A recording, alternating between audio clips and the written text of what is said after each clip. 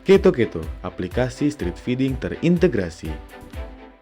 Keberadaan kucing tentu sudah menjadi hal yang lumrah dan sudah biasa, bukan? Ada kucing ras dan juga ada kucing liar seperti pada gambar. Akan tetapi, banyak dari kita yang lebih memilih untuk memelihara dan mengurus kucing ras, sedangkan kucing liar seringkali ditolak keberadaannya. Sehingga bisa kita temukan keberadaan mereka ada di tempat-tempat kumuh, seperti di pasar maupun di pinggiran jalan.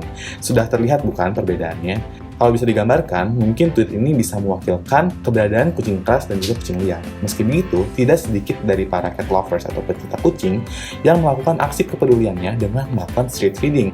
Bisa dilihat pada gambar, kegiatan street feeding ini merupakan kegiatan membawa makanan kucing sendiri dan membagikannya kepada kucing-kucing liar yang ada di jalanan.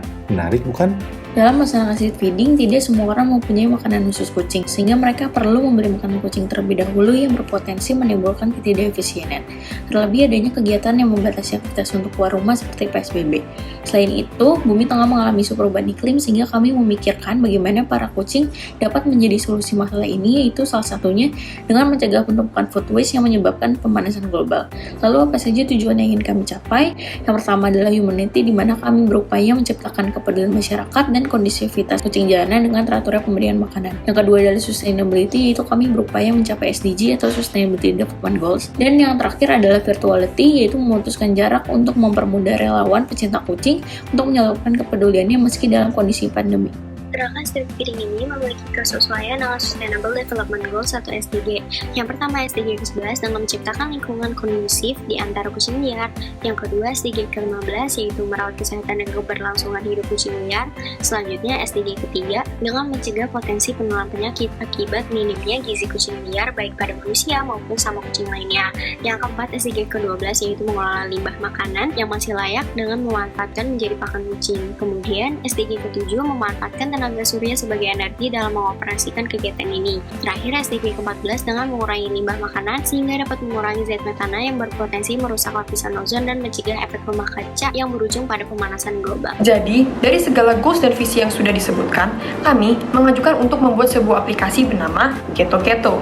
Aplikasi ini akan memiliki 3 fitur dasar. Yang pertama, purchase, yaitu fitur untuk membeli makanan yang akan diberikan kepada kucing. Kedua, jadwal makan, yaitu fitur agar tidak overeating dengan memberi limitasi untuk memberi makanan kepada kucing. Ketiga, play. Fitur ini dapat melihat keberadaan kucing, membunyikan suara, dan menampilkan video seperti video call dengan kucing dengan konsep bermain bersama kucing secara virtual. Kami akan mengkoordinasikan aplikasi atau software ke IoT atau Internet of Things untuk memberikan makanan kepada kucing. Di sini kami menggunakan panah 2 arah karena adanya hubungan timbal balik dari penangkapan sinyal dari sensor hingga pemberian instruksi berdasarkan sinyal yang diperoleh. Kami membutuhkan kerjasama dari berbagai pihak. Pertama, app builder untuk membuat dan mengembangkan software, lalu engineer untuk membuat dan mengembangkan hardware, lalu supervisor untuk mencegah fraud dan mencegah keributan pada kucing.